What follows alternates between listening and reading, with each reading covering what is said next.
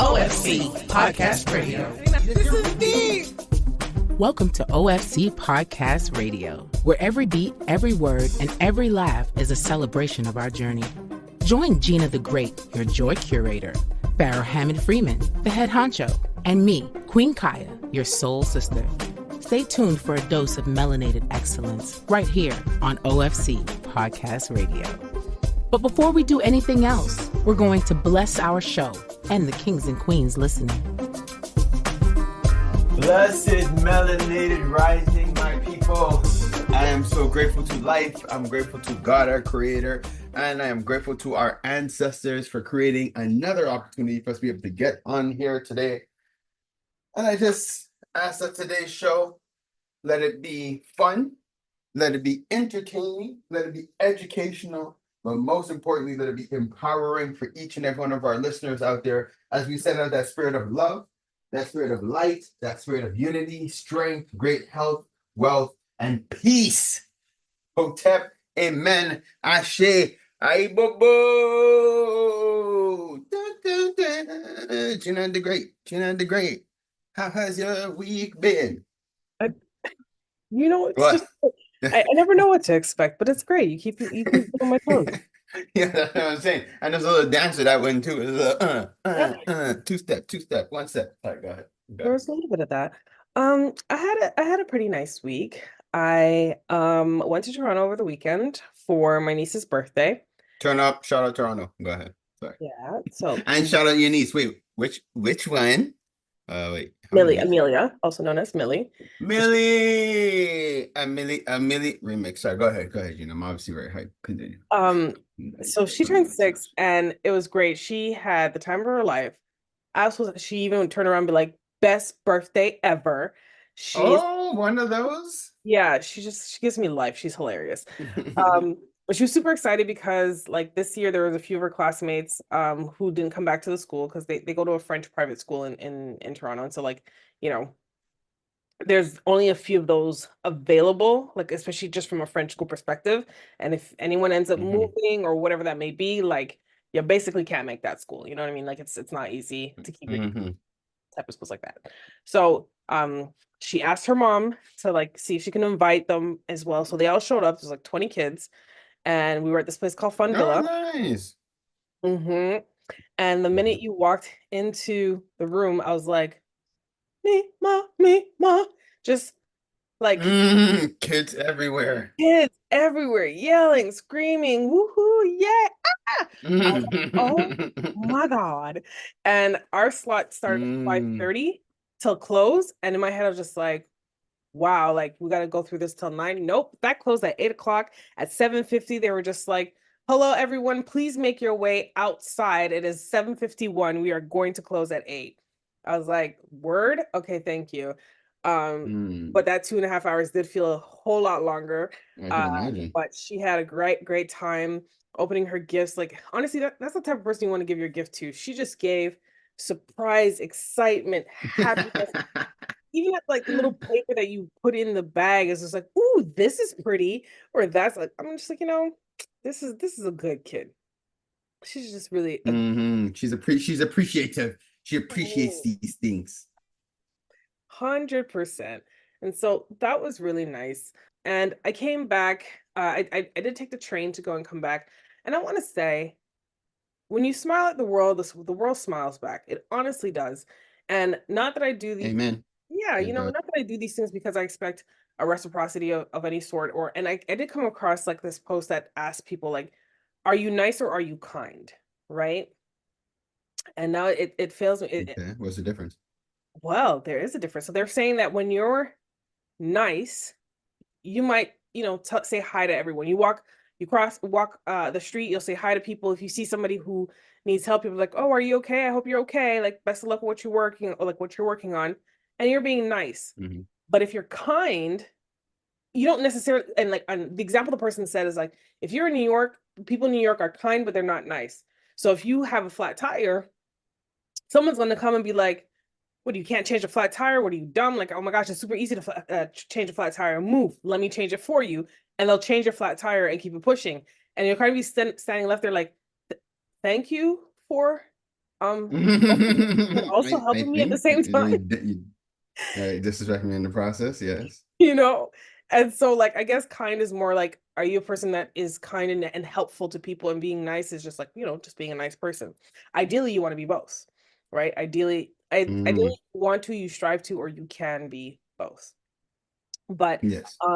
a simple ask that they were scanning my ticket, and the employee was kind of just like, "Can I ask you a favor?" I'm like, "Yeah, what's up?" She's like, "Do you have any hand cream?" I was like, "Oh yeah, I do." But I had a bunch of stuff in my hands and all these things with my bags and my bubble tea. I was like, "Okay, hold on. Hold this bubble tea. Let me check my purse." I was like, and it's so funny because I was like, I just upgraded my purse to a bigger purse because I was like, I need more things. I did this thing where I downgraded to a super small purse, because the thing is, when you have a purse of a certain size, all of a sudden everybody needs you to put their stuff in your purse. It's like, You oh, know, that's how it works. can you put my keys? Can you put my wallet? Can you put my phone? Where are your stuff? Like, why don't you Mm. have a bag for that? And so I think I course corrected a little too far, and then I had a purse that didn't even fit my wallet. It fit my phone, a couple of cards, and my keys. And I That's not a was like, purse, that's a wallet. It sounds crazy. it's a big wallet, right? Mhm. And so I said to myself, I was like, no, no, you need a little bigger, because where's your hand lotion? Where's your full wallet that's in your purse? And all these different things. So I did do that, and I was like, okay, I was like, I have two hand lotions. I have this like fairy hand lotion, and I have a Moroccan oil hand lotion. I'm like, this one smells a little nicer. She's like, doesn't matter, give me the cheapest. I was like, no, girl, choose the one that you want. Which one is speaking to you? She's like, it doesn't matter. And I was like, I'm gonna hold these two here like this. You take the one that you want. And she took the cheaper one, and that was fine. She's like, I don't deserve your good cream. I'm like, no, you deserve everything in life. You know what I mean? Don't say that. And then I told her that. So I told her, like, I was like, I just upgraded this purse because, to have these things. She's like, you know what? Because of that, I'll give you priority boarding. She's like, go ahead and go up to the front, to the left there. And I was like, they're gonna let me in. She's like, this is my train. So, I She worked it done out. told you where to go, handle that. You got And I'm just VIP like, clearance. clearance, like it's the flight. I know. There isn't much clearance that you need to do on the train. But Listen. there's that, and I was just like, you know, it's nice to be nice and not have any and not expect anything, and to get something. Because then I was Yeah. also at a coffee shop, and I had they asked me like, oh, do you want a large or medium? And I was just like, large. I was like, no, medium. And when they made it, they were just like, oh, you know what? I gave you a large by mistake. It doesn't matter. Like, enjoy. I was just like, thank you. And again, we were just I was pleasant at the cash, and we are just having pleasantries.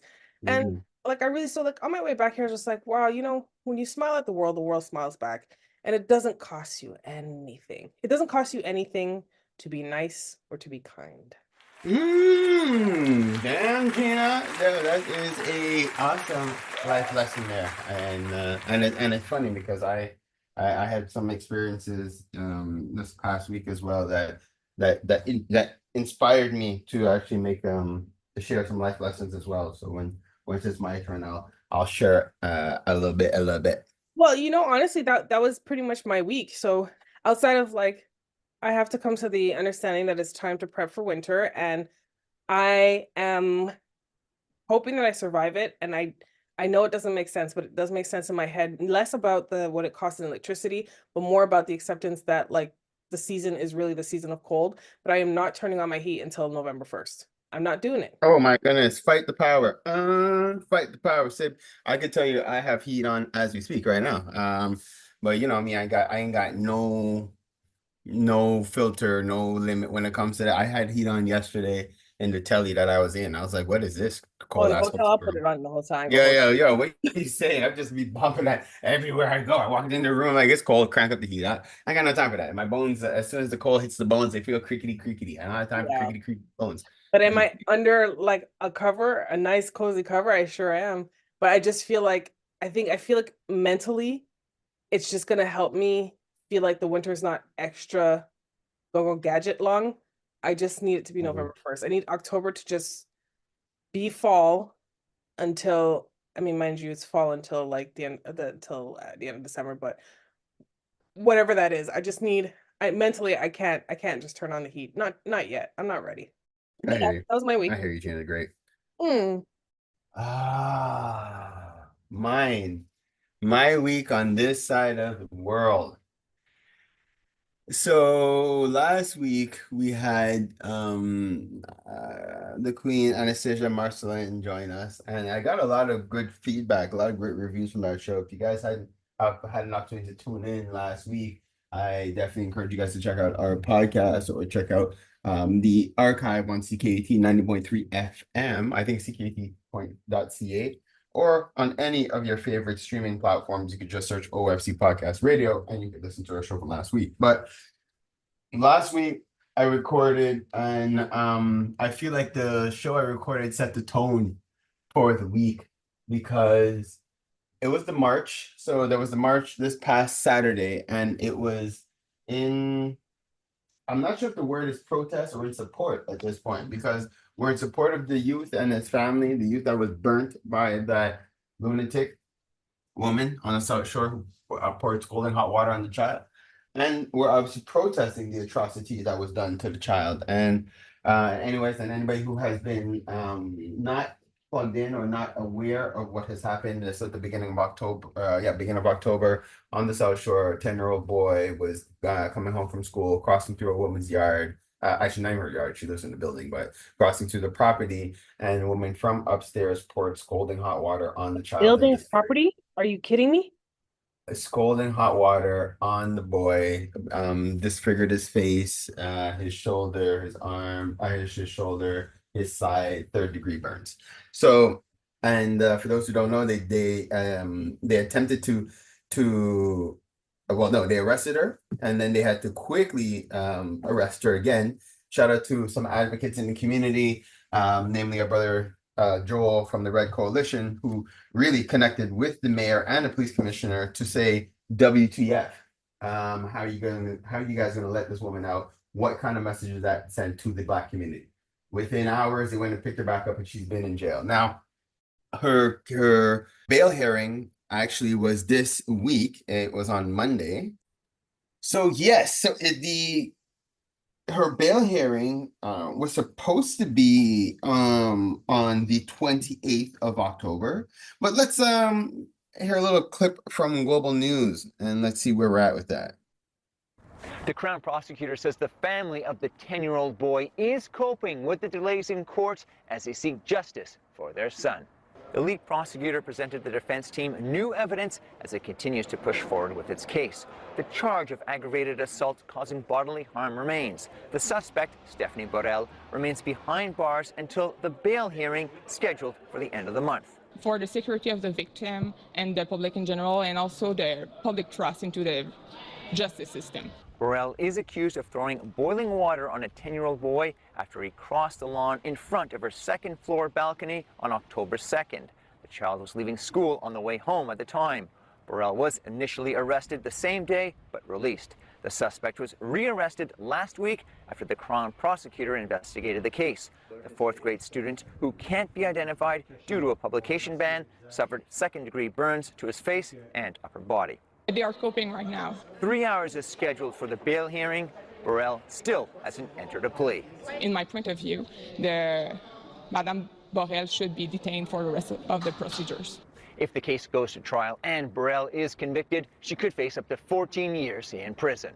Tim Sargent, Global News, Longueuil. One can only hope she gets 14 years. But it says that her bail hearing was postponed because of new evidence that emerged that the defense needs to examine. Yeah, that's it. And so we are anxiously waiting to hear. Now, so the march happened on the 26th, and anybody who knows me knows I'm not big on marches, actually. I like being able to take time to create things that will have more long-term impact. So I did meet with our legal team and some other advocates within the community, and we do actually have a strategy, hence why we did move forward with hosting a march. And one of the things that is a little bit different this time around is that the march itself is actually a strategic step, because it shows solidarity and it shows the fact that we all as a community have been impacted by this tragedy. And normally when we host these kind of marches, there isn't beyond the fact that we are creating awareness and letting people know what's going on, and we just want to make sure that the whatever atrocity happens does not go unheard or unpunished. This time around, it's more than just creating awareness. And that's why I'm going to continue to encourage the community. When you hear information about these marches coming along, they're coming down the pipeline, I strongly encourage that you get involved. We are working on another form of protest that I will be sharing in the next coming weeks. Again, just to bring this whole situation forward. But let the community rest assured that as we move forward in this, the OFC is taking a lead, working with a group of other community organizations to ensure that, one, there's going to be proper consequences to actions for this kind of case. Her doing 14 years in jail, I don't even think that's enough, because the child is 10 years old and he's disfigured forever. So I think it's something that this case should set a precedent, and to make people think twice before doing acts of racism, violence, and hate against members of the Black community. So Well, I'm wondering if that's part of what they're evaluating too, right? Like, because of course, the judgment that she gets, is this just assault, or is this a hate crime? a hate crime? Correct. Mhm. And so that also will mean a different, and you know what, put all the charges, because that's one thing that they will do when they arrest, and especially, I'm just gonna say, people of color, and maybe that's what they do with everyone. I have to speak from the standpoint of like the community that I know. They'll throw everything in the book, hoping something sticks. Yep. So in this case, throw everything in there, throw the hate crime, because I mean, to be honest, it looks that way. And I mean, and do we have any footage of any other children passing that route, or what, or like passing on that on the lawn or whatever, that says like what you were waiting for the child, because you had to actually boil the water. That's it. That's what it's sickening. And if you ask me, I would agree. Period. It was premeditated. It was premeditated. And if you ask me, I think it's attempted murder. If you ask me, I think it's something. It should be like, you tried to kill that child, because it's like I don't understand like how you could think it's not going to completely mangle up the youth. Apparently, the child even fell to the ground, and she continued to pour the water on the child on the ground. All right, let's just watch how much we share and stuff. And like, it's fine to say alleged and stuff like that, but we're also not trying to create additional trauma. Oh, you know what, sister? You're absolutely right. And on that note, it is important that we feel what we're feeling. And if it is a matter of this is triggering, this needs to be like, people need to know this. People need to understand what these kind of things do to a community at whole. Like, it's not just one individual. As parents, now we're in fear because we don't know what is happening. We have to keep an eye out on our children who are heading to school as young as 10 years old. And it's not just watching out for crazy people trying to pick them up or kidnap them. It's not just watch out for gangs. It's now just watch out for just anybody randomly as you're walking down the street. You know what kind of psychological damage that does to an entire community? Like, it's nuts for us to now have to worry about every single thing in addition to worrying about every single thing already, right? So it's sickening what has happened to us. So as a people, it is important that our voices be heard. Like I said, the OFC, we are working on multiple fronts to be able to come correct on behalf of the community. So please rest assured on that. Aside from that, so I have to say, rest in power, Dr. Clarence Baines. His memorial services this past Saturday as well. He is the founder of the Black Theater Workshop, the Black Study Center, the the Black Study Center as well. QBBE, as the Quebec Board of Black Educators, the BCRC. I'm trying to list all of them, but he is responsible for a slew of community organizations that were founded in the community. He was an elder in the community who did amazing things throughout his life experience here, opened a lot of doors for people within the community, and he will be missed. I was blessed this past week to be able to spend some time in St. Lucia. There's Creole Fest. I went in support of Shai as you guys know, I had mentioned, she was out there covering multiple things. One, she needed some time for self, which is always awesome.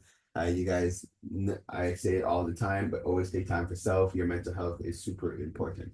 Also, she wanted to connect with some of the creators out there during Creole Fest, so it was a great opportunity for her to go and be able to take part in that as well. And I wanted to be out there just to give her that extra support while she was going and doing that. So it was awesome to be able to do that. I am in a situation where I can work from anywhere in the world, so I was able to continue to work, and it was fun coordinating a march from St. Lucia. Although I wasn't able to be there physically, it was really good to be able to pull all the pieces together. I want to send a huge thank you and shout out to all the community organizations. I can't list them all right now off the top of my head, but I do want to thank each and every one of the organizations who one came out to support, who contributed financially. We needed to raise some funds just to cover just the cost of hosting the march. And I thank you all, members of the community, for coming out and for showing up, because it was really, really powerful to be able to see that. It was really powerful just to have the community come out on Crown Nom like they did. In terms of participants, I think it was less than 100 people who came out to this particular march, but it did come very last minute. So I don't blame the community for not being able to mobilize, because like I said, it was super tight. It came out like pretty much, yeah, like it was a very now for now type of situation. So again, like, I know it wasn't easy for members of the community to mobilize. Plus, it was the same day that was we had the commemoration for Dr. Baines as well. So it's hard to compete with that. But at the same time, those who were able to mobilize, your presence was felt, the impact was felt, and so that was dope. Now, one of the things as we're preparing to segue out, so the guest that we have on this week is our sister. She popped in with us a couple of weeks ago, Nadia from Diamond Blue, Zima Bleu and Nadia. And this week we're discussing with her we're discussing mental health, but we're also putting a specific lens on traumas that youth and parents are going through. And we're bringing a perspective that I think is something that we need to address as a community, and it comes to it's the social media and how the social media is impacting our youth. And if we don't get ahead of it, I really feel that we are in a couple of years, like, our children will be completely lost to the system. So it's something, I want to say the system, I mean tech. I mean, there's an advantage for our youth to understand how coding works, to understand the ways of the future, and to be plugged in and to get ahead of it. I'm a part of a couple of committees who are working on introducing and educating the community on how AI and things and stuff like that work. Our concern is when our youth are developing anxiety and developing all kind of other traumas because of their exposure to the social media, and because of the fact that they're no longer connecting like with each other, and they're like, and we're putting them in front of tablets at like 2 years old. Gina, the great, how have you experienced or connected with any youth in this I guess era, in this time, that you can see the impact of social media is having on them? I don't even think it stops at the youth, to be honest. I thought it was a younger person's issue and or game, but when I know people who are in their 40s, 50s, and 60s and who need to be on social media for validation purposes, I think their effect is a little different. There's still an effect on them where you're addicted to the mental effects that it gives to you, that for someone to like a posting that you have, or need that constant, like, you got to wake up every morning and send a picture or post a picture of, just you waking up. Is Right, a little yeah. weird to me, and I don't get it, but I'm sure that there's it's a dopamine hit or whatnot. But the thing about social media, the deeper thing about it, here's my thing, is that the machine isn't the problem, it's the people behind the machine. Talk about it. And realistically speaking, I appreciate having ways to tell me how to avoid traffic in Montreal and how to get to where I need to go. Sure, once upon a time we had MapQuest, but you know what MapQuest didn't do when I got to a road that was blocked because, hey, we're in Montreal. It didn't tell me how to, reroute or deroute or whatnot. Garmin could have been good for it when it came, but that's the evolution of what technology has for that. And I definitely want to be careful where we're just not that we're not seeing the same things that we did before, where once upon a time, when TV came, like, oh my God, like radio is all we needed and like TV is going to be a problem. Or at one point when someone kind of just showed a shoulder and like that was like blasphemous and like she was a Scarlet or what have you. Evolution is an important part of learning and getting better. And like there's certain aspects to that about technology that makes our lives easier. So it's less about the technology and more about who's wielding it. So if social media is becoming a problem, it's because there's a miseducation about how we're supposed to be and how we're supposed to treat each other as humans, right? And understanding what it is that we need and what validation are you missing at home that you have to find that on social media? What confidence are you missing within yourself that you have to find that in social media? Why is it important for everyone to believe that you're posting this fake life about yourself without recognizing and realizing that if you're doing that, what makes you think most of the other people aren't doing it too? Aren't doing it as well. So I think if we start focusing more about the people behind the clavier, what is that called? The keyboards? The keyboard, yeah. Then we're going to find a true solve and resolve, or at least a path into fixing the addiction to the instant gratification. Well said, Gina the Great. Well said. And like you hit it on the head, because we were talking about youth and far less the youth when we're talking about the adults. And if we have to think about this for adults who should know better, picture these youth who have no idea. Right. So it's like it's basically teamwork is going to make the dream work on this one. We need the youth to start becoming more educated and aware of what's coming down the pipeline and understand what they're dealing with. And we're going to need to support parents and adults in understanding supporting them in their mental health, because right now it's becoming a real situation, and educate them as well. So that I am excited for the guests that we're going to have joining us today. Before we take a pause for cause and I segue out in preparation of having our guests join us, I wanted to just share a little teachable moment. And it came from, you had mentioned something earlier, Gina, and it made me think about a conversation that I had. And if I can, as often as I can, my intention is to share a part of my life experience that could potentially be of value for others.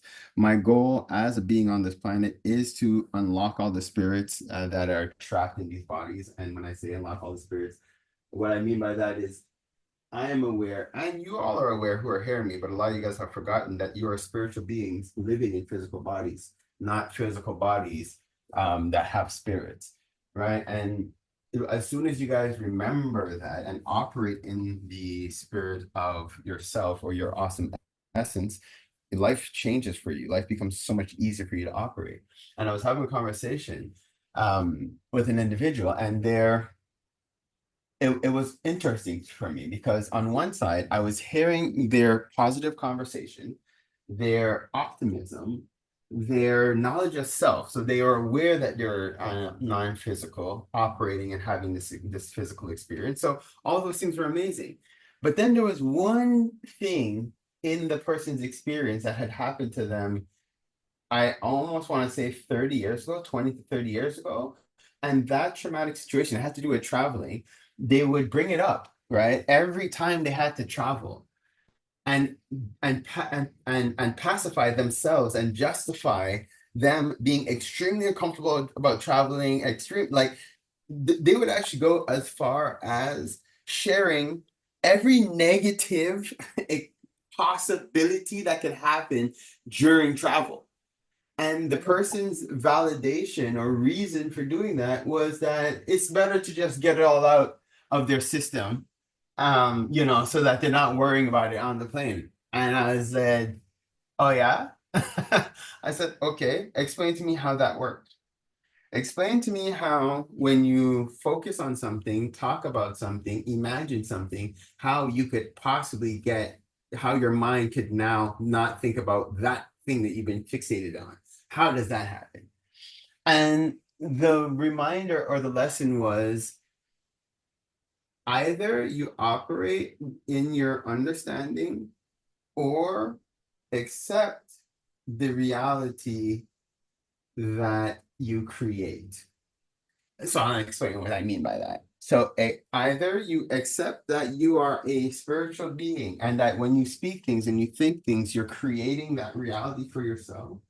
So either you accept that you have that power, or you don't accept that you have that power. You still continue to speak and think and operate negatively or against what you want for yourself and reap the repercussions or the realities that you are creating for yourself.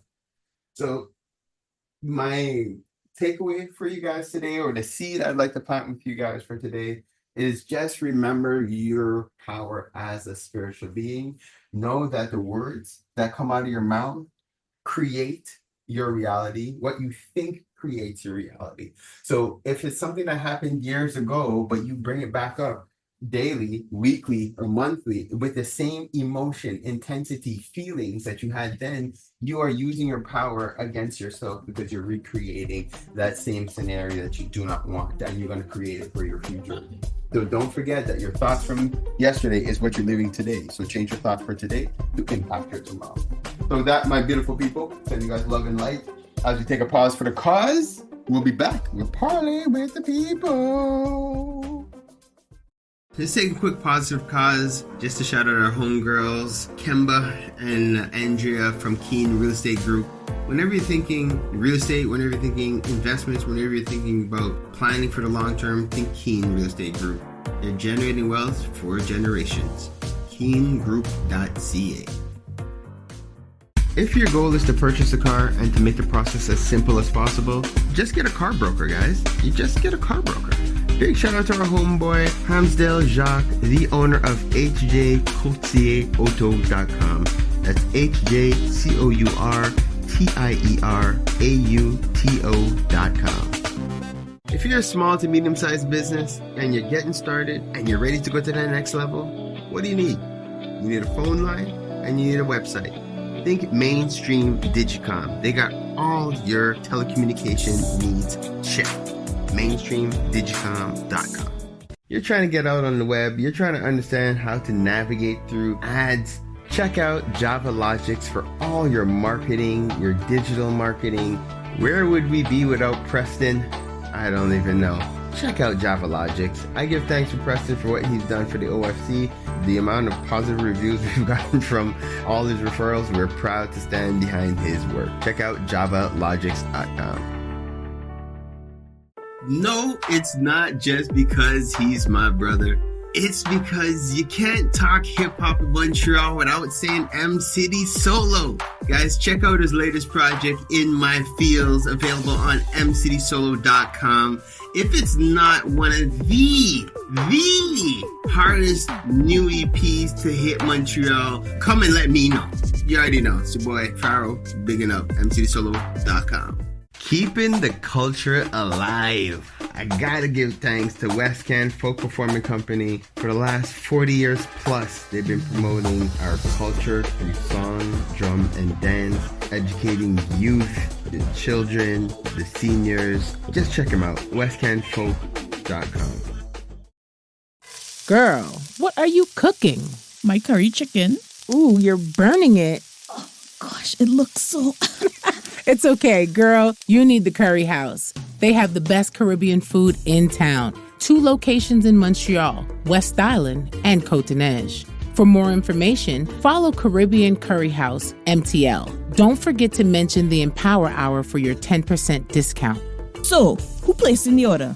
Me. DeVito, WizKid, Burna Boy. Those are just some of the big names that's blessed Montreal thanks to Afrobeats Montreal. Definitely check out Afrobeats MTL for all concerts, show listings, everything that has to do with Afrobeats in the city. Check out Afrobeats MTL. one full circle. We are the Melanated Community Resource Hub and Network. What does that mean? We're here for each other. Parlay with the people. Parlay with the people. Parlay with the people. Parlay with the people. Parlay with the people. Parlay with the people. Parlay with the people. Parlay with the people. Parlay with the people, y'all. All right, beautiful people. So we are back. So like I had mentioned, yes, like I had mentioned at the top of the show, we have the Queen Nadia Ce with us. Woo, round of applause. Clap, clap, clap, clap, clap. Thank you. Oh my goodness, Queen. It's a pleasure to have you with us on Parlay with the People. It really does. It's huge to have you in the community just because the work that you do when it comes to mental health. You're no stranger to the show. You've been here before, but before we dive in, Sister Nadia from Diamant Bleu de Nadia, if you could just take a quick moment, just in case it's the first time people are hearing you, just to quickly introduce yourself, give a little bit about your background, and then let's dive into your project. Oh, hi. My name is Nadia Ce. I'm the founder of Le Diamant Bleu de Nadia. I'm a single mother of, I could say 5 kids, 3 of my own and 2 fosters. I started doing mental health fair, using my own path to break the stigma in the community. So for me to do the stigma, I do mental health fair, I do conferences, and also myself continue of seeking help and helping out others. Because for me, it's important in the community to help each other and to make sure that people understand that when you do not feel well, it's important to help one another. So what I do have mental health fair, and I'm having one on January 25th. And this mental health fair I'm having is dedicated to the youth. Last year, I had a mental health fair that was dedicated to all the men in the community, which was a success. Mm-hmm. And this year, I'm doing it for the youth because there's a lot, guys. There's a lot of youth, girls, boys, teenagers, like kids with the age of 6, 7. They're going through so many. You do not understand how the anxiety is going. The anxiety level has reached a high level. So for me, it's important to break the stigma and to try to find help for these kids and these youth. As I'm a parent, and I understand most of us parents, we do not understand the generation of our kids. Each kids have their own generation, and each kid have their own anxiety or own things that they're going through, and they need our help. So this year, I want to break the silence to the youth, and I want the youth to come out. And I already have like these young youth, 15 years old, they have their own nonprofit organization talking about intimidation dans les écoles secondaires. And it's really amazing talking and the sharing. So I hope sister, that is huge. So, and Gina the Great and I, we had spoken a little bit before we started the interview to really kind of deep dive on this topic in terms of what's going on. And you're absolutely right to be focusing on the youth, because that's our future, right? And if we don't take the time to look back and empower them, it's necessary. And the thing is, I appreciate the way you do your events, because although yes, it is catered to the youth, there are spaces that we'll be setting up different workshops, different things like that, and we're going to be creating spaces obviously for adults to be able to support each other, to be able to discuss and understand how we could best serve the needs of our children and how we could best break these barriers. Because the reality is, even as parents, we're victims. We don't really understand what is happening, especially when we're talking about social media, especially when we're talking about the influences that are happening right now. As parents, we're kind of we're not that much more advanced, unfortunately. So we need to come together to support each other so that we could support our youth properly. So again, congratulations for this amazing initiative that you're putting out. So I have some questions for you. So first off, in terms of the ultimate goal for you, like in creating this space for youth to be able to come together, what is the vision that you have for the community? My vision that I have for the community is that the youth that we come along, the parents work together. As parents, we work together, and if we see a youth on the street or a youth that's in distress, if he's example myself, Last week there was a youth on the street, and I could see that she wasn't doing well, and she was only 15 years old. I reached Mhm. out to her, and she told me she was crying, and she said that she's debating of killing herself and stuff. So I reached out to her and called the immediate help for her. Reached out to her parents. Her parents had no idea that she was going through so many things. She was being intimidated in high school and everything else, and nobody was telling her anything. She had Wow. nobody to go to or talk to. So basically, I reached out to her, refer her to one of my doctors, and right now she's doing very well, and her parents are being there for her. But her parents was too busy working to find out that her kids, what the child was needed in help. Every day Mm. they was talking to the kid, and the kid was like, "Yeah, mom, I'm doing well in the high school. Everything is good." But this is what, as parents, that's what there's going to be workshop for those parents. Communication, it's so important with the kids. And Yeah. one big thing is that I did not have communication as myself. I was sick. I was 17 when I got pregnant. There was no communication with my mom. I use this as an example. When you do not communicate with your parents, what's the outcome? What parents should expect from the kids? If the kids in a gang, because now they're recruiting people gang from the age of 12, 13, from high school, and they're going to the vulnerable kids. So Yeah. as parents, what we should do pour pas que ça arrive à nos enfants, si on avise nos Mm. enfants avant que les personnes de gang prennent nos jeunes, c'est à nous de briser ce segment, de les parler, de les éduquer pour pas qu'on vienne les attraper, vous comprenez? Oh my God, yeah. Yeah, and the thing is, so it's like if as parents, and you just hit it on the head right there, because I really think it is a design of society to keep us as busy as they can as parents. So Exactly. they have us, the cost of living has increased. So um we because the fact that the cost of living has increased, we don't have a choice but to work like crazy. um Exactly. so now we're working all the time, we're super busy, and then in between there, unfortunately, we're distracted by our social medias. So so we get home, we're mentally drained, and then we're looking at our phones. Our children are kind of sitting there. It's sad, I have to say that in these last couple of weeks, I've had an opportunity to travel and go to different places. And one thing that is common across the board is that when I go to dinner, I see parents at tables with their phones, and the children, like there's times, sister, it's almost heartbreaking where you'll see children sitting up because they don't have phones. They're just sitting and looking at the back of their parents' phone, blank face, like, and the parents are clueless, like looking into their phones, doing their thing, yada yada, not talking at the table, and you're out at dinner, and the children are just kind of sitting there, and it's just like Yeah. it's like yo, we're so distracted as parents, and it's heartbreaking to see. So it's like, and it's this little nugget that just to share with people. But I know one of the things is that my wife and I, we do make it a habit, or at least we try to discipline ourselves to have no cell phones at the table, and to make sure that that's a rule, just so that we could look at each other in the eye, we could have conversations with the children around the table, we could, it's like that we could give them that engagement. But going back to our point, because we're so distracted, society is raising our children, right? And you guys have to understand the society is raising our children, but you guys have to, as parents, you have to check the society. Did you know, because I work in a hospital, that a child that goes to see a doctor no longer needs his parents, even though the child is 12 years old. No longer needs the parents. The parents ask the child now, tu veux avoir ta mère ou ton père? Non, je veux avoir cette décision toute seule. Wow.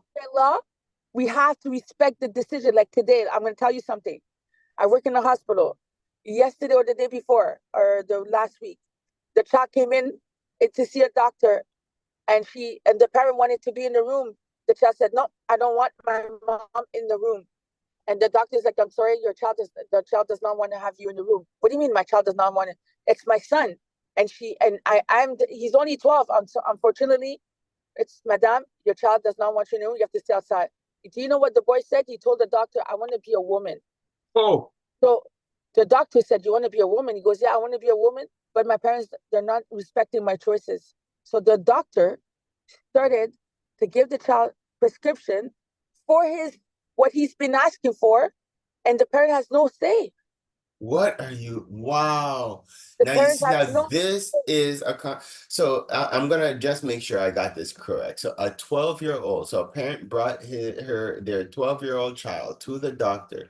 Now the 12-year-old had the right to now tell the doctor that they don't want their parents in the room, and then Mhm. proceeded to say that they want to do a gender change, and the Yes, doctor gave the prescription to a yes, 12-year-old child. yes, yep. They're entitled because it's the Quebec and there's litige in Quebec. And this is why I'm telling you guys that it's important because you guys do not Yo, understand the society is making the decision for our kids. If you yo, do not educate your kids at home, the kids are just going to go what the society is saying. no, Yes, but social media is probably the big thing. Social media is not a good thing for certain parents, but social media is a good thing for others. And this is why you have to communicate and talk. well, Queen, like, yeah, and the topic you bring up right now, I'm sure it's a topic that, it's debatable by parents. Some parents, feel that yes, their children should have a certain level of autonomy. Some parents are like, I have no idea what you're talking about. I'm absolutely against that. Like I come from a space where I was not respected as an adult in my house with my mom until I was 18 years old. All right, and I had a lot of life that I was able to live in between then and then.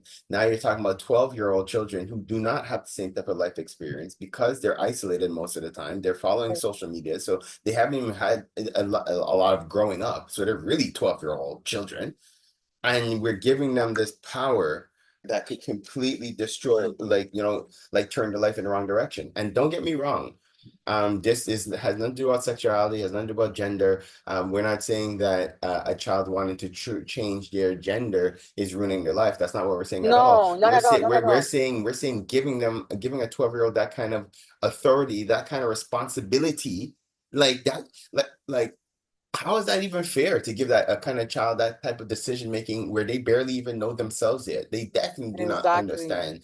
And you Like, guys have to understand also because now they're starting from the grade 2 to talk about sexuality to your kids. man, Example, one of my hmm. foster kids, she was in grade 2 and they started talking about sexuality. So what do you think happened? She has no clueless about sexuality. So one day I caught her watching pornos on YouTube Oh, oh my because gosh. the teacher was telling her it's okay to experiment, to touch your private parts Oh and to my talk about this and talk gosh. about that. So you just have to understand as a parent, what was my saying to this? What was my say? And especially when teachers are young as 24, 25, and they have no, comment je pourrais vous expliquer? Ils n'ont pas de Oof. responsabilité. Ils Hmm. sont des enseignants. Ils font juste enseigner parce que ça leur tente d'enseigner, mais c'est pas enseignant pour montrer à l'enfant quoi faire ou faire quoi. Yeah, you don't have a lot of, oh my God. No, so I have to repeat that. I have to repeat that in English. So well, for the first part you said it in English, but I'm so floored. So grade 2 and being introduced sexuality, and then of course, as a child, it's only expected that now this teacher has planted the seed. You're going to go explore, and you have the world of the internet. All you got to do is tap 2 words in, and voila, you're watching porn as a child. Like, this is, Exactly. and now you have children teaching children, because the school system, one, I know there's a shortage of teachers and whatnot, so Yeah. they're hiring teachers that are young, who have no real life experience, no children, no nothing. They're coming on this new free spirited type of way of educating, and they're teaching they're the ones who are now guiding our future. This is a topic, like, this is an event that I'm looking forward to having the community come and participate, because these are panels that we need to discuss. These are situations that we need to talk about as a people. We need to come, and we need to have these tough talks, like we used to within the OFC. We used to have these type of conversations, these tough talk conversations with. Yeah. And to also, I'm going to try to see if I could get Miriam Copri there Mm. because the burnout of a parent. Mm. The burnout of a parent. A parent has, like, she's a single parent, she's a single mom, single fathers, where they have to wake up every morning. The father acts like he's there, but the father's not there, and the mother has to handle the kids that not behaving properly. The child is screaming every day. The teacher is calling for the child, or the daughter is not doing whatever they're doing. Like, we as single parents, what should we do for the man that's not in the child's life? What should we do for the mother that's not on the child's down?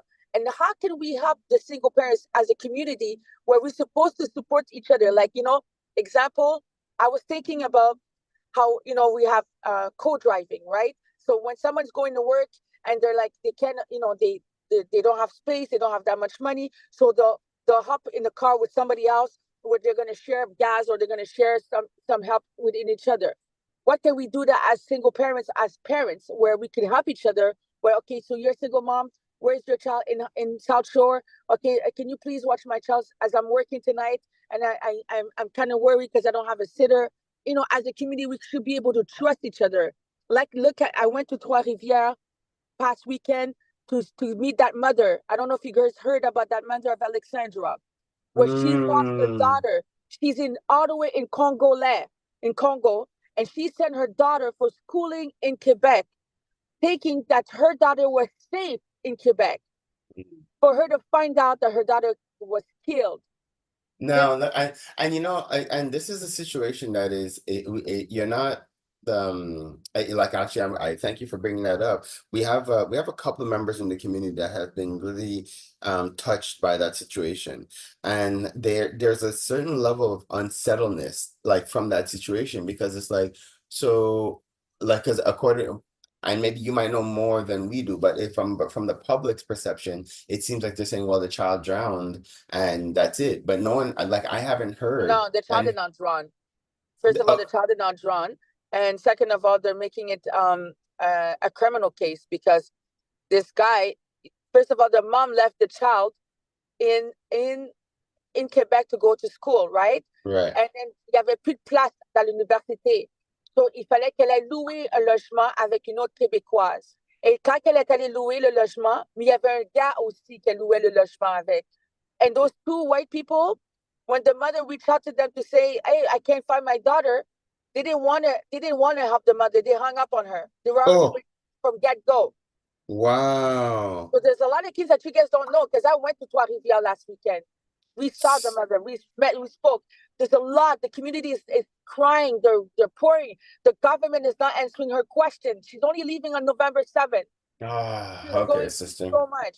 You see now, and I know this, but guys, this is what our show is about. All right, this is the OFC, this is the OFC Podcast Radio. This is Parlay with the People, and the point of us having this show is to create this platform for the community to be able to express what is happening, to get the support of the people in the community, to create awareness about these situations. What you're telling me right now is heartbreaking, and so first to respond to even the point you brought up before this, because as a community, we have a responsibility to each other, but we can't build a solid community without certain key elements. Hence why within the OFC, we do have these core values that we put in place so that as a community, we can support each other, understanding that we're within a collective of people who share the same values. Because that's what one of the problems is that we have within the greater community, is that we don't all share the same values. So you might think it's important to have a certain level of communication or honesty or transparency or whatever. Somebody else might not. So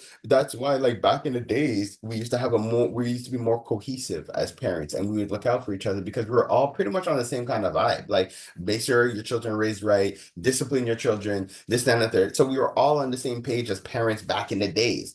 Now, and the example is very simple. You know that as a child, you have to be careful how you're talking in the road, because you might see an auntie or a tanty or an uncle that will catch you on the road, hear what you're saying. You might get too lashed, and they're sending you home to tell your parents what happened, and then you're getting in trouble again, right? So it's like that, because we're all on the same page in terms of, hey, children should be acting a certain way, knowing like that is a given across the board. Now, because of the way society's influences are, one parent might be like, well, yeah, discipline the child. The other parent's like, no, my child's a free spirit. Don't discipline my child. And the other one is just like, well, hey, my child wants to do this. So it's like we're lacking that cohesion. So that's why it's really important. But go ahead. That's what I wanted to, sorry to cut you off, but like, as kings, like, we all are parents, guys. Yeah. Nobody should downgrade anybody. Even if you see that some people have some mental issues, or some people are TDAH, or some people are autistic, or some people are more slower than others, they're still human beings. And all these people are still need in love. They still need of respect. The same way you shall need respect, you should get respect back. Do you understand? I know this. je pensais pas que j'allais vivre ça. Je vais le dire en français, and you can translate it if you can, please. Je pensais pas vivre l'intimidation as I'm a 46-year-old woman. Je ne pensais pas que ça existait. Du coup, j'ai remarqué que parce que je suis vulnérable, beaucoup vulnérable, dans la communauté, les gens me downgrade. Et beaucoup parce que qu'est-ce qui arrive, c'est qu'en tant que parent, tu ne sais pas si les parents ils t'approchent parce qu'ils veulent apprendre à te connaître ou si les parents t'approchent pour prendre avantage de ta vulnérabilité. Wow. And this is really powerful what I'm saying because there's youth that are feeling the same way. I opened a panel of discussion on Facebook and I did not know how many kids or youth were talking and reaching out to me regarding how I was feeling and they were feeling the same way. And some of the youth were saying, oh, my mother, she's the top of this organization, but then she downgrades certain people when she's at home. She talks bad about this person. You guys have to be careful how you speak in front of your kids. Yes. Because the vision of the kids, you're probably a top of the top, or you're probably a leader, and your kid is listening to what you're saying inside the house and not happy what you're saying. Yeah. Oh, and then sharing that information. You see, parents, we have to so be careful. Like, and that also goes, it's like, yo, you don't have a choice but to be honest, because it's like, as you're talking stuff in your house, your children are hearing what you're saying, and then they're talking in school about your things that you're talking about home, right? And then you never really, and that kind of end. Yes, because I had a youth that reached out to me and said, j'ai vu que ma mère te suit, mais moi, si je serais toi, je suis pas ma mère. Je dis, pourquoi? Pour ta mère, elle est très gentille. And I was telling this youth, your mom is so amazing. I admire your mom and what she does in the society. And she goes, mais toi, tu admires ma mère, mais ma mère, elle rit de toi dans la maison. Oh, wow. You know how that's degrading? And I was really shocked. And that mom does not know that her youth came and talked to me. But what I'm trying to say is that I'm not trying to cause any drama or anything, but it's a lesson. It's a lesson because you're speaking in front of your child and you do not realize that your child is not agreeing what you're doing, downgrading that person because she admires what I'm doing in the society. Wow. Sister, these things are hitting home. Like these things are, and I'm sure you're not the only parent or adult to hear these kind of things. Like we have no idea. Again, parents out there, like take heed to what we're saying. And again, this is the point where we're coming together. So not to be all over the place. So to make sure we're still following the course of our conversation. So one, it's all about mental health. It's all about mental health. It is definitely about mental health, but you're talking about so many things because one, we're talking about the structure of community and what it takes as a community to support each other in our growth. So that is, and I know these are things that we've discussed in terms of panels that we're going to be having because it's all about creating support for our community, right? And so that's one of the things that's going to be really important. So I'm really looking forward to that. Now, when we're talking about the situation with the woman who from the Congo who came down and her daughter was killed, I'm happy to hear that they're pursuing it as a murder and a homicide. And again, it is our responsibility to get involved and to advocate as a community because the government is not there. They won't take it seriously. They're not paying attention to it. So it is something that it's our responsibility as a people to take this to take response to get involved because it's like we really can't go about things like, yo, it's not happening to me, so I'm not going to, I don't have time. It's something where we have to see these children as our children. That young girl that was killed, that's our daughter, that's our niece, that's our grandchild. Even the little boy like that was burnt with the water that we are addressing on Longueuil, that's our son, that's our nephew, that's our grandson. Like we can't look at it like, oh, this is not happening to us. It is happening to us. It's impacting us, and we can't sit back and stand for these kind of things as a people. Sister, so this is heavy. So this is where the date of the event. Now we're looking at January 25th. Yes. So we now have time, and it's actually it's a great thing because we're now also expanding. So we're putting out. There's a couple of things, community, that we need your help with. So one, like you and I were discussing, we are looking for a larger venue. Right, so a venue that could accommodate between 300 to 400 people. And again, congrats. The success of your previous event showed that there's a need for this mental health support, and we're making it a point to ensure that the event is fluently is bilingual, so that the French and the English speaking community who both suffer from the mental health challenges that we all go through, and who all need support when it comes to our youth, we could all come together in the same space. So first, if you are a venue owner out there and you can accommodate the 300 to 400 people in your space, we need a space where we'll have a room for daycare, so that parents could come, and if you have toddlers and young children, you'll be able to get support for them.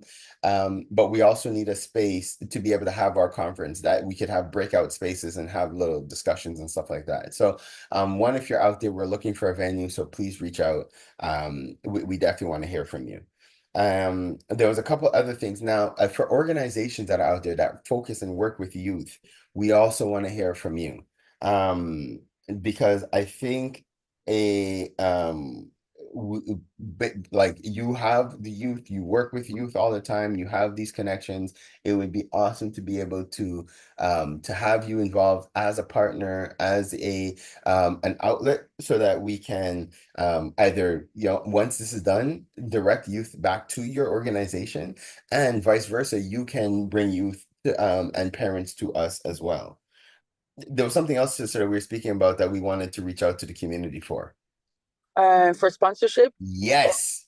Talk about it. That's it. That was the third day. I was one more thing that's really important. Yes. Sponsors. Now, again, we're talking mental health. We are looking for people and sponsors, collaborators, speakers who want, well, the speakers, I think for the most part, those are covered, but but people who want to engage on this topic, and who have a soft spot in their heart for our youth. Because this is what this whole thing is about creating that support, that space, that the opportunity to empower that is so needed for our future generation coming up. Because people, if we don't take time to support and build our youth properly, the future that is coming it ain't gonna be pretty. And we have to also keep in mind that these youth are the ones that we need to take care of us as we get old. So Exactly. we need to take care of them, so it comes full circle, no pun intended. So it comes full circle, and they could take care of us and remember the efforts that we made, because it's so sad to see aging parents who are on their own. Their children don't look back for them, don't come back and check for them. There's obviously Yes, and I have so much to talk about that part, because I can't wait to do my mental health for the elderlies, because I went last week to a mentally, like, it was a open discussion regarding about listening. And then there was this lady, she was Quebecoise, and she came out, and I was talking about my mental health. I was doing a conference on mental health for the youth and stuff. And this lady said to me, she goes, "You're so nice, but I have something to tell you." And she said she's a PAB at the elderlies. She works for the elderly. She goes, "Just to let you know, there's a lot of black elderlies. They're left alone, and they're being mistreated by my coworkers. And you guys need to do something about it. I don't know who to talk no more." And I felt so bad to hear that, because imagine, she was saying that she was a nurse. She was a white nurse. She says she almost got kicked out of her job because she opened her mouth. So, and she can't say nothing because she's by herself. She said even as a colleague, her black colleague is being mistreated. So it's really important, guys, as a community, as we help each other, one another, because we are not getting younger, we're getting older ourselves. So these youth they're in need of us, or those elderly that have youth that need our help, we need to break the stigma, and we need to break the silence to work as a community. Claps to that, sister, because like you just said that, my heart sunk, because it is something. Now, again, not to take us off topic, because this is something that we have seen and we're preparing for. So the OFC does have another initiative that we're currently working on in terms of aging, creating opportunities for our community to do aging at home, and creating opportunities to get them the support that they need at home, so they don't have to go into these, so that they don't have to go into these institutions. But that's a work in itself. And if anybody who's hearing me and that is touching you, and you want to actually get involved in that initiative as well, definitely reach out, because this is where we are. This is where we are, and this is what we need. So for the sponsorship, that's what I'm trying to say. Like, also for the sponsorship, guys, it could be money wise, or it could be with your organization sponsor, like your some of the work or whatever the situation is. It's just for the kids. It has nothing to do. It's really for the youth. I'm doing this event, and I want to reach out as I'm a single mom. My son is all the way in Hawaii, but to break the stigma and to help everybody in the society. Sister, man, like you're doing such great work. There, it's like, but there's that it's so stretched. Like, and the community doesn't understand. No, no, I can't. I shouldn't say that because I feel everybody understands the challenges that we're going through, but no one knows what they can do because everybody's stretched. That's actually what I feel. All right, and this is the point. Like, I don't know how else to say it. I wish I could yell it. I wish I could, just convince people. And I guess maybe again creating these spaces where we have these panels to just talk it out. But people need to understand that when you plug in to a well operating community, that's all you really need to do, because then you only have to do a little bit. Everybody doing a little bit makes a lot happen. So if we're in a collective and you have 100 people and everybody says, you know what, all I could do is really give you $10, that's $1,000. You understand? Like, and that's the power of a collective. Like, it doesn't take a lot. Like, if everybody says, you know what, I can't do much, but I could give you 5 minutes. If 100 people give you 5 minutes, that's hours of support. Like, it only takes 12 people to give you 5 minutes to make an hour, right? Like, so if you like that, and we don't really think about it like that. We think about, oh, I don't have time, I can't do this. But if you plug in and we all do a little bit, a lot happens. And that is my cry, that is my plea to the community. Obviously, I encourage people to join the OFC community, but if you have another collective that is just doing just as much and that's just as effective, like, it could be a religious group, it could be whatever it is. All I'm saying is join, be a part of something, come together as a people, because that is what we need to do for our survival and for our youth survival. So, sister, now we've dropped a lot, and you're going to be coming back on the show again because we have some time between now and January 25th. So as you're coming back, as time is progressing, you're definitely going to be coming back, so that we could talk a little bit more. But I want to wrap this section up so if we could just please share the contact information for people who want to participate. Now, again, everybody mark your calendars, save it from now, January 25th. Make sure that you're free. We do know it is winter, all right? So, but lately we've been having some good weather. So I'm putting it out there that all January 25th, the weather's going to be beautiful and we're going to have an exceptional time. So mark your calendars right now. Know that the venue, we have to change venue. So we will inform you about the venue. But if you want to get involved in any capacity as a sponsor, and when we're saying sponsors, guys, it doesn't have to be anything huge. You could even be an individual and you just want to help and you want to contribute. We want to hear from you. We definitely thank you for that. We want to participate. We want your encouragement. So now, sister, what are the contact information for people to connect with you? If they need to reach out to me, they could reach me out on social media, Instagram. I know I'm by myself reaching out to everybody. So, or you can reach out to 514-463-5846 because my partner right now, he's in school and he's working. So it's a lot on with me. So if you guys could leave a text message, it's most likely better for me to reach out also on my WhatsApp at 438-355-2668. If it's okay with you guys to leave message on WhatsApp, it's most likely better for me because it's not easy for me, especially with my brain tumor, to reach out to everybody. I'm more slower than other people, but I'm still going to reach out to you guys. But I'm putting it out there. Hey, if there's people out there who could even assist, if you want to get involved, if you want to join the committee, you want to volunteer, our queen needs some assistance. Like we said, when we come together, we could do more together as a people. So we definitely would love to hear from you. We definitely love to have you connect with us. One more time, sister, just if you could give the contact number that people could, and ideally people send her a text and connect with her on WhatsApp. That would be ideal. So go ahead, sister. So on WhatsApp, my phone number is 438-355-2668. And I'm really sorry if it takes time for me to respond back, as I'm a full-time worker. And also I'm also on radios and stuff like that. But please, I will get back to you. And I'm sorry if I'm really slow of taking time to come back because I'm alone, really, because my other My partner is working and going to school. Also for myself, you can reach me on my cell phone, 514-463-5846. There we go. So now, and actually, if I'm not mistaken, I think you should be able to come onto the OFC link and you should be able to find your profile. If you go OFC link and just type in Nadia, Nadya, you'll get Diamant Bleu de Nadia and you'll be able to pull up her profile there. So you guys, you definitely want to connect with her.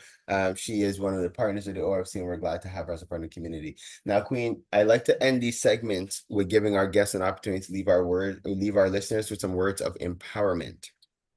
Oh my goodness, guys. What I could say to you guys is that never give up on anything you do. Life is full of surprises. And one thing I've learned is always be strong to yourself. Never be downer to yourself. Always give yourself one word of encouragement to follow through every day. As a parent, as a youth, as a father, mother, or auntie, that one word has to be like, today I'm pretty. Today I'm going to make it. Today I got this. Try to stay on those positive words and it will keep you thriving every day. Woo! Queen, thank you so much for that.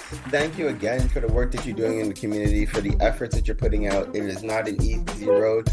I heard our sister Anastasia Maustelen last week in the show, and she said people who, like, the community needs to understand, and I almost want to say appreciate as well, people who come out and are doing work for community understand that they have a calling on their lives. Like, they've been blessed, they've been guided in a way. Sometimes they've even gone through some of the worst hardships, actually, just so that they can be an example to others and they can actually help other people with their life experiences.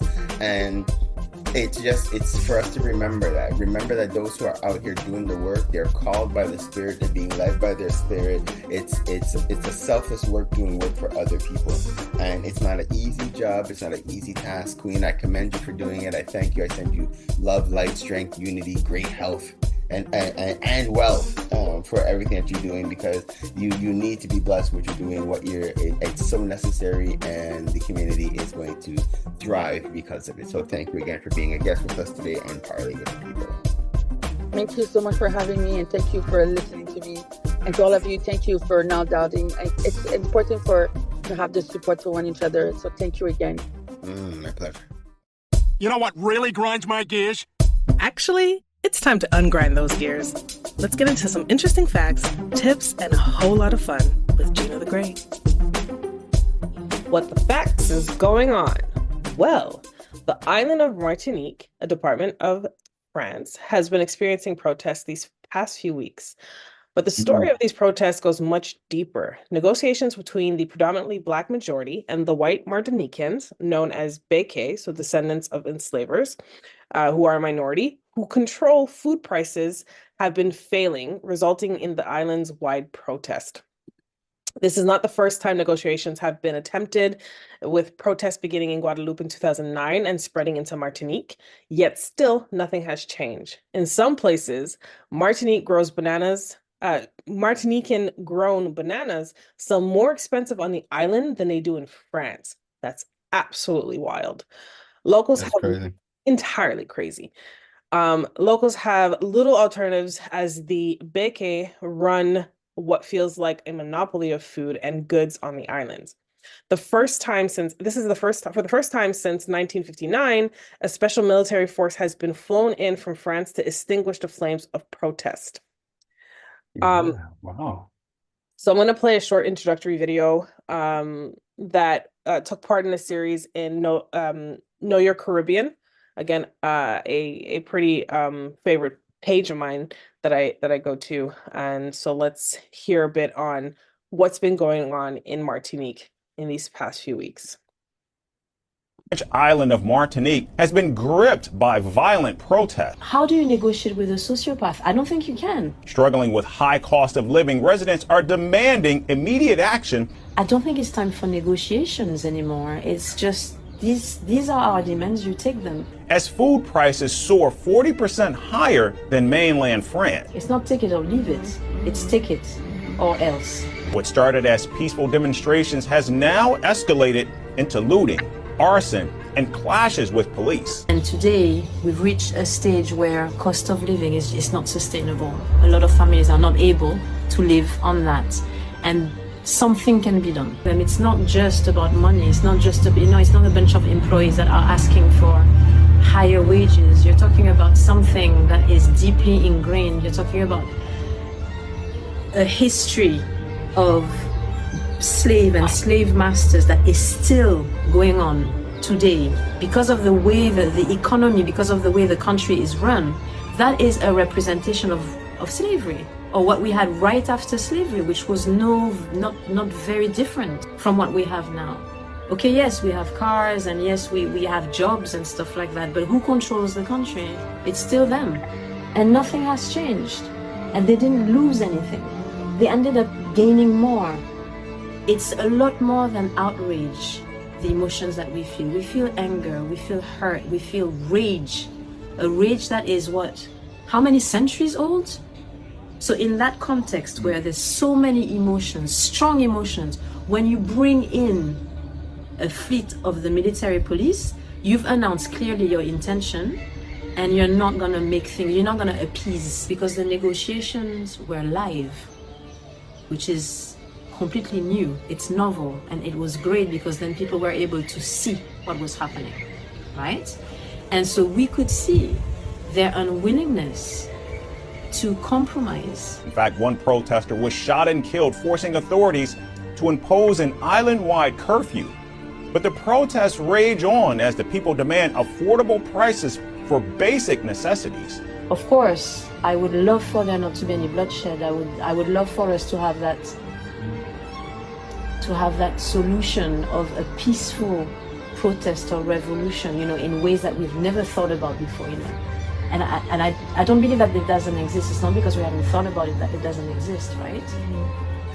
But today, with the state of the situation now, that they have brought in 700 police here in this country because we're asking for a little bit of dignity, how can you not be outraged by that? How can you not have blood in your mouth and wanting to burn things when there's so much disrespect? So that's what's going on in Guadeloupe right now, which is a bit crazy. Yeah, actually, because in St. Lucia, we could see Guadeloupe from right across the water. And without understanding the state of unrest, I had inquired on what does it take to go over there? And I was like, it's only a 45-minute ferry or boat across. I was like, dope. They're like, yeah, but no, you can't go. And I was like, oh, not dope. Not fine. Yeah, they're like, no. And then when I checked it online, I was in complete shock. I had no idea. And that's just to tell you, shame on me for not necessarily knowing or being dialed in enough to really grasp what was happening there. But think about how crazy it is that you have to protest just for regular survival. That should never be, and the world should be watching that. It's not like they're asking for anything outrageous. They just want to be able to live. In what scenario should you have to fight, beg, demand just basic ability to live? That makes absolutely no sense. But see, and this is a bit of I never thought about it too much prior to this, but when it's saying that it's still a French island, and yes, sure, perhaps it's easy for you to be able to travel between Martinique, Guadeloupe, and France, and you can go and both can interchangeably live on each other's land because of that. This is a direct indication of why independence is so important for a country. And I tend to forget that we know that Trinidad, Jamaica, Haiti, Dominican, St. Louis, we know so many other islands that have been, Barbados, all have been independent from their colonizers, that we didn't stop to think of. And yes, sure, things are maybe expensive when we're in Trinidad, or when I was in Barbados. If I bought anything that I could find back here, let's say, in terms of brand and stuff, yeah, that was expensive. But you know what? If you stuck to the Grace and Friends, right. It was very affordable, and they're not even making that Yeah, affordable for people in Martinique. that's it. It's And crazy. so Yeah, that's it's why crazy. independence is important. And although it might be scary, and I'm sure it will be scary to do that, because then you're just like, well, how are we going to survive in this economic, um, climate? But my thing is, if you do that independence, those big hit are going to find their way back in France, and you'll have Mm. back, control on your island. But again, easier said than done. I understand that. I wouldn't want to have to be in that situation, especially in this 2024 year.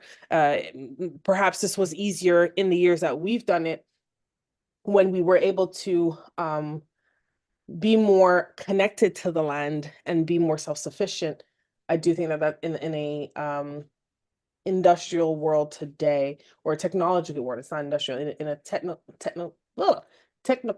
I can't even talk, Like technologically, technological world today, I can see how that might be much scarier than, prior years. yeah, well, the Queen said it, and that she ideally would love for this to be resolved without bloodshed, without violence. And like, in my opinion, I really think like I would love for that to be the case as well.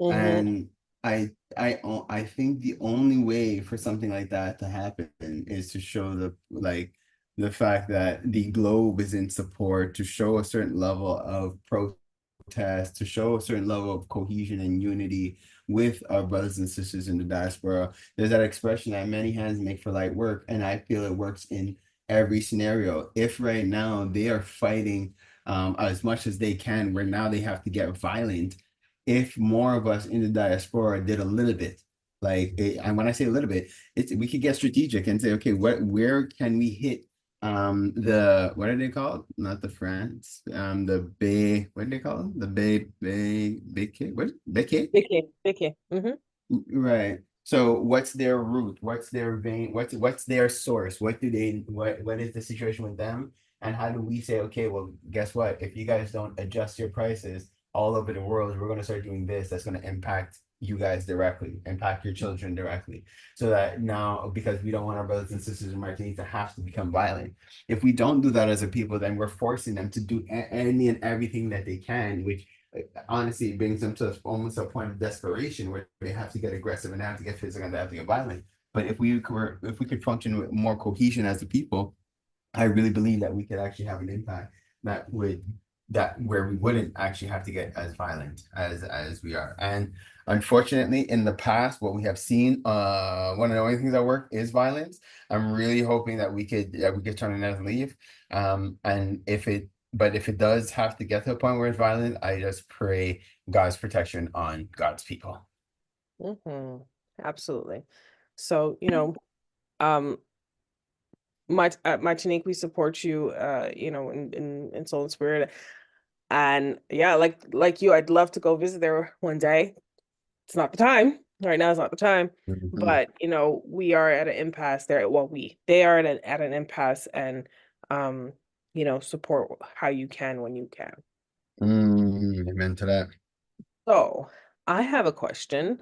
Do you know what the average age in Canada for first-time home buyer is? Like 45. 45. Yeah, I'm Well, gonna say old because I don't see a lot of young people buying homes. okay. Well, according to a new study, 36 years old is the average age that people buy homes in Canada. Amen. Oh wait, in Canada? In Oh, okay, Canada. wait. Yeah, in Canada. Okay. Well, you thought Montreal? I was thinking Montreal, yeah. No, it's in Canada. So the average age in Canada. And while I know that we are facing a housing crisis here, and a lot of people in the comments, some people were just like, hey, I bought mine at 25, and then again at 32, and then at 34, so bought, sold. Someone said they bought it at 25, then got divorced, rented for 10 years, and bought again when they were 41. Some people say some person said this generation will never own a home. Others kind of just said, and one said, if you can pay rent in Canada, you should consider yourself successful already. But here are some average ages of the first-time home buyers across the world.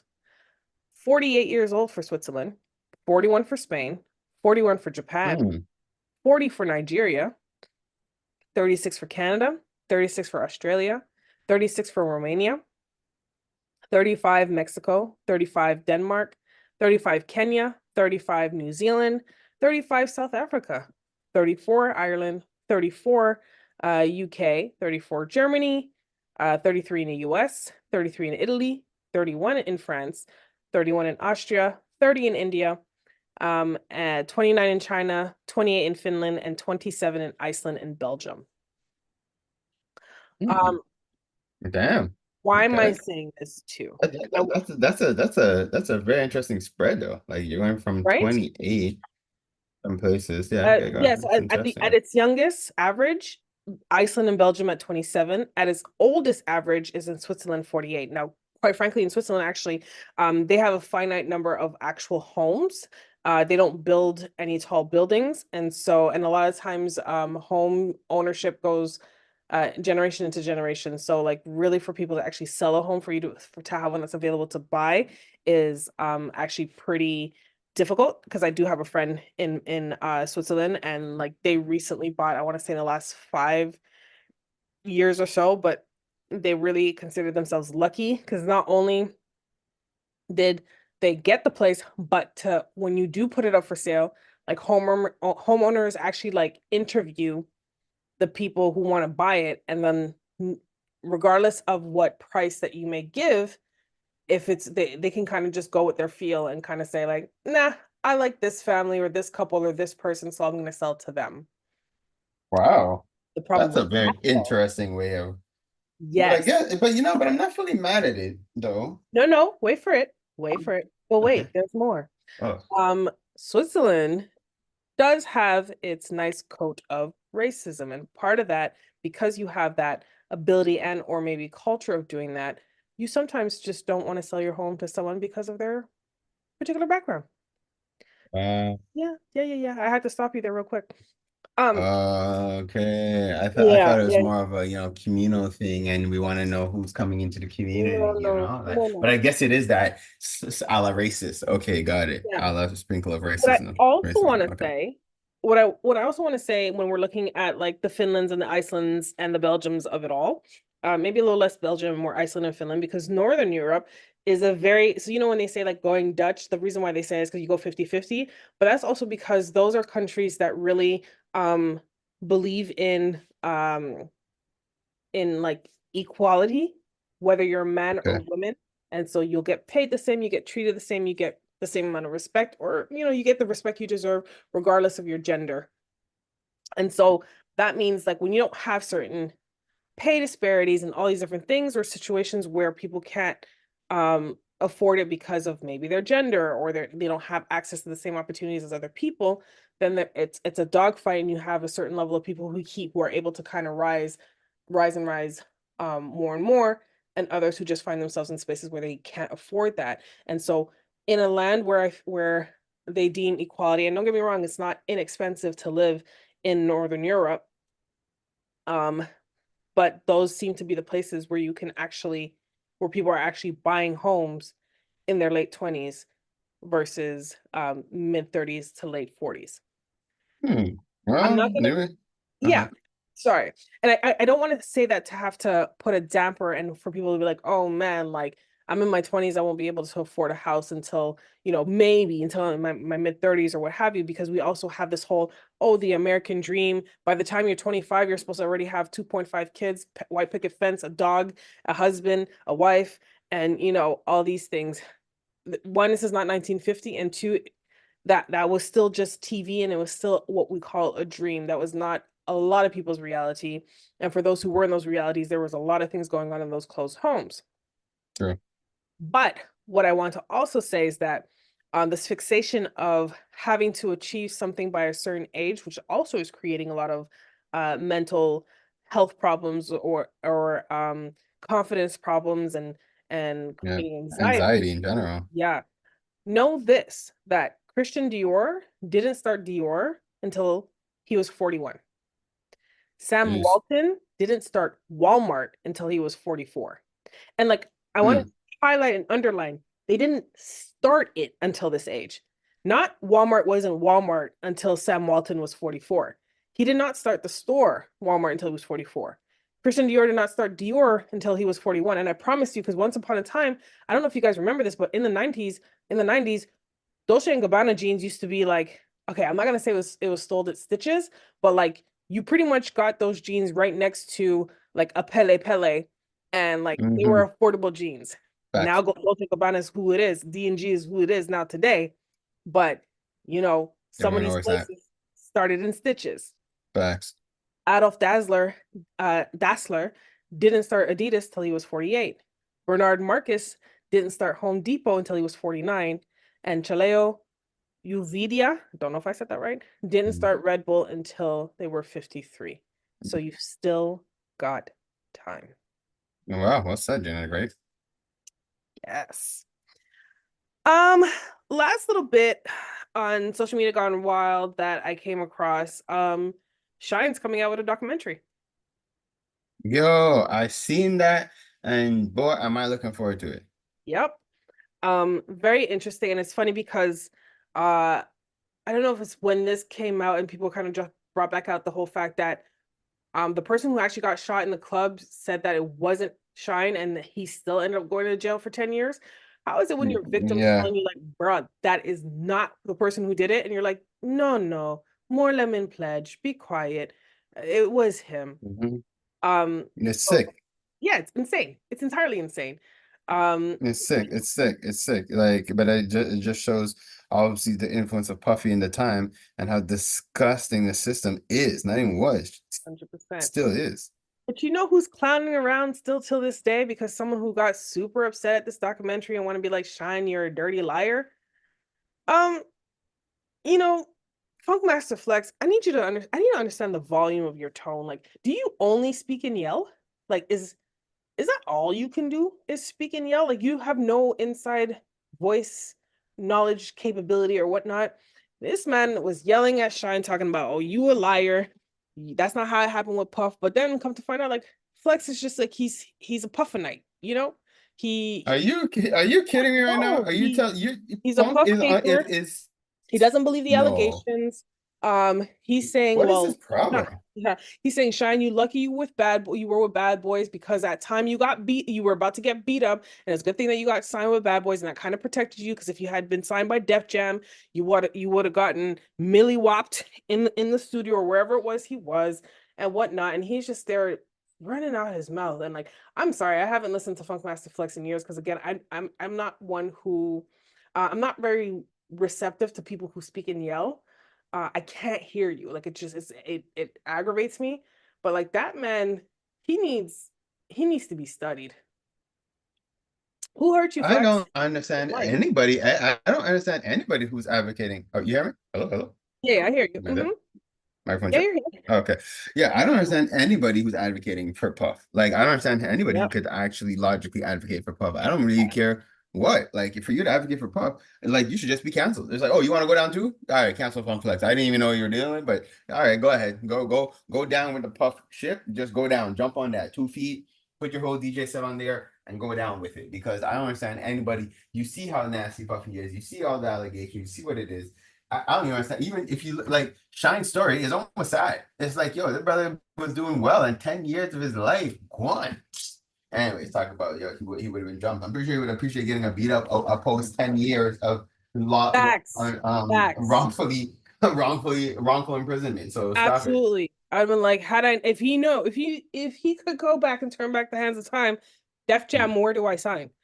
Thank you. Now, don't get me wrong, the music business was problematic through and throughout, but I'm pretty sure Def Jam would have been a better option than. Well, we all know anything was a better option than Bad Boy, you know. So and like I don't even know what leg you're standing on, my G, because now, like, a lot of people are able to speak up now because there isn't the fear, and even down to like not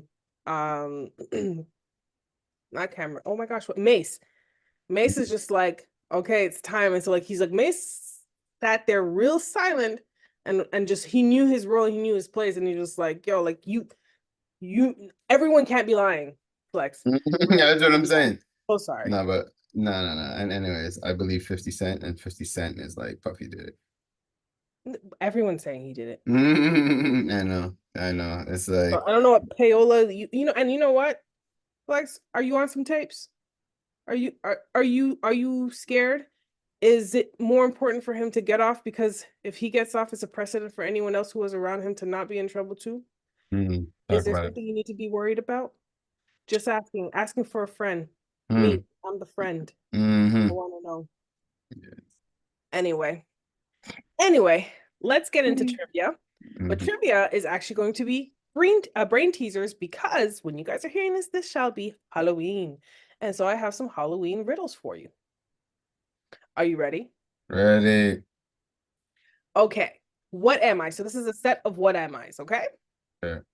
I'm a ball, but I can't be kicked, thrown, or tossed. What am I? And let me know if you need a hint. I'm a ball, but I can't be kicked, thrown, or tossed.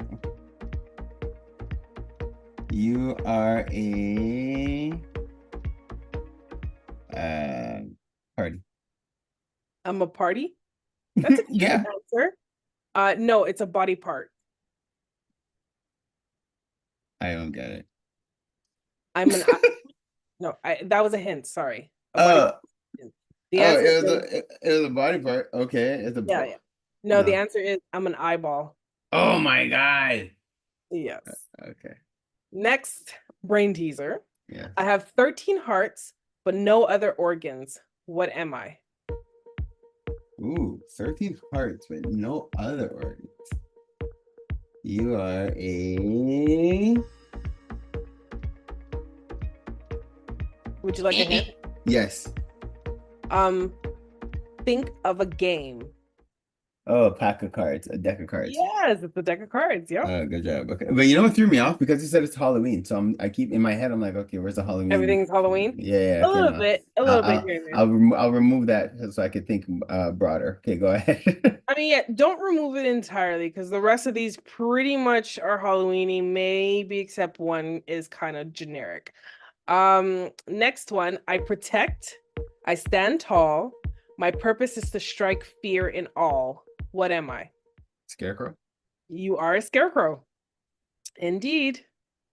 Next one. You are in a room and there's a ghost in the room, but you are the only one in the room. How is this possible? You're in the room. There's a ghost in the room. You're the only one in the room. You're in a haunted house? Nope. You're the only one in the room. But there's a ghost in the room. What's the question again?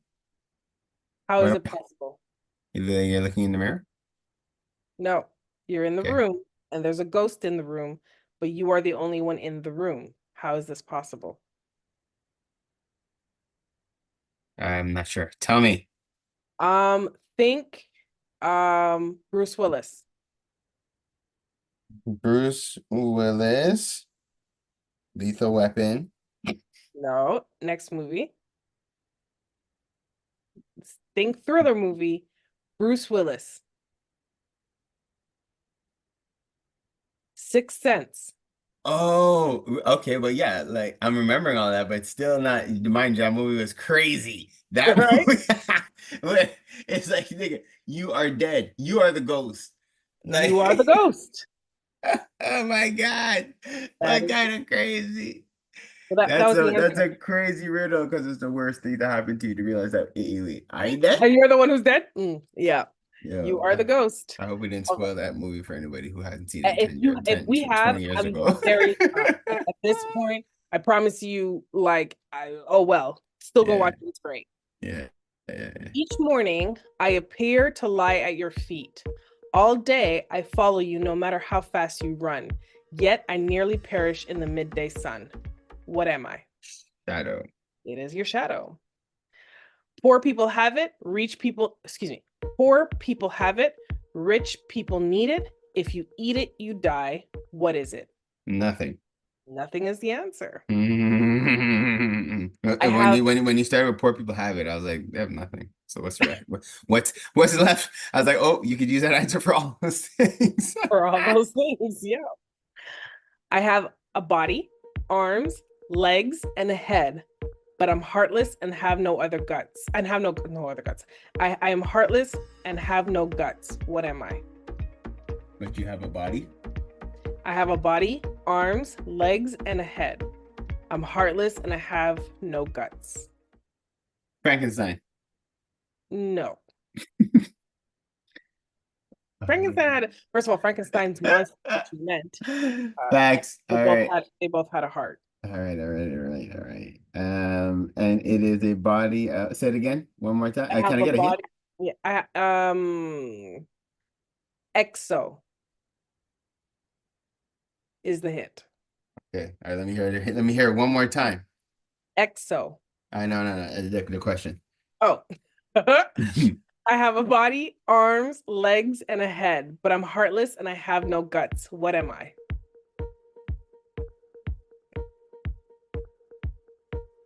Damn. Bones. Oh my gosh. Good job. That's a good one. No, the answer is a skeleton. Skeleton. A skeleton. Yeah. Like you said bones in my head. I translated to skeleton. I don't know why that was funny. Okay. Last one. I'm tall when I'm young. I'm short when I'm old. And once a year, I make heavy pumpkins light. What am I? I am short. Say it again. I am tall when I'm young. I am short when I'm old. And once a year, I make heavy pumpkins light. What am I? Short when I'm old and I make pumpkins light. Like a candle? You are a candle. Yeah. Well, I grind, you grind, and sometimes we need to ungrind together. That's Ungrind My Gears with Gina the Great. We'd like to thank our special guests. This episode is possible thanks to the awesome people at CKUT, the OFC, Drew and the Stew, and the Caribbean Curry House. Do you have any shout outs? I do. So first, I definitely want to take a moment to acknowledge the organizations that had supported. I was able to pull up the list of all those who did participate with us. Well, first off, the sister Anastasia Marcelin, who is the lead and who runs the Black Coalition New Generation initiative that we have within the OFC. I want to give a shout out to the Red Coalition, to the Black Coalition of Quebec, to ADF, FDA, that's the Diaspora Africaine au Canada. Shout out to Bilingual Bridge of Quebec, Canada, the Fédération Africaine et Association du Québec, the AFAC, Lacaille Media, Playmass Montreal, the Bureau de Communauté Haïtienne de Montréal, so that's the BCHM, and last but very far from least, Thierry and the whole Hilarious Riders crew, as well as our boy. Actually, sorry, I paused because I was like, wait a second. I was like, there was a whole list of people, but actually, so no, I can't just say one person, but I do have to give a shout out to our boy Chris, to Kwame, Vladimir, to the. One second. Like now I'm thinking of all the individuals who contributed, and I can't go without thanking all the individuals as well. So hold on, brother Gabrielle. Sister Melissa, and we also have Sister Michelle as well, who contributed to the cause. So all of these people within the community who came out, who supported, who encouraged. Oh shoot, we even have Shanu Media who sent a donation as well. So again, thank you all for contributing, for helping to make this possible. And again, if you are out there in the community and you do want to get involved, we're going to be putting together a small committee of members within the OFC who want to work with us on this advocacy case. Once we get this thing going, there's a lot to advocate for, unfortunately. And it is something that we constantly need support with. So if you are out there and you want to get involved with the OFC, you want to build, you want to connect with others, you want to build to help to advocate, you want to build with others who want to advocate, please connect with the OFC. Reach out to us. We'd love to have you as a member. We're here to create connections within the community. Awesome. Well, I want to just shout out the people of Martinique and really give them the strength in that. And I just want to shout out everyone. And again, throw back to earlier in the show. Be kind, be nice, because it doesn't cost too much anyway. Kings and queens, this was the OFC Podcast Radio with Pharaoh Hammond Freeman, Queen Kaya, and myself, Gina the Great. We're on every Thursday from 7 a.m. to 9 a.m. on CKUT 90.3 FM. Hopefully you got your dose of entertainment, enlightenment, and empowerment. Stay blessed and highly favored. OFC Podcast Radio.